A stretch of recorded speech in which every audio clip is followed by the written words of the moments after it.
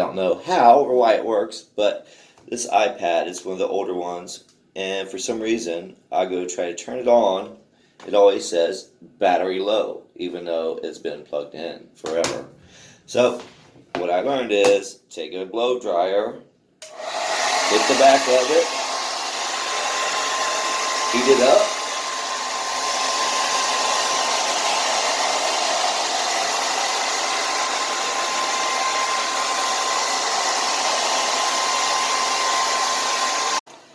I don't know why that works, but it does.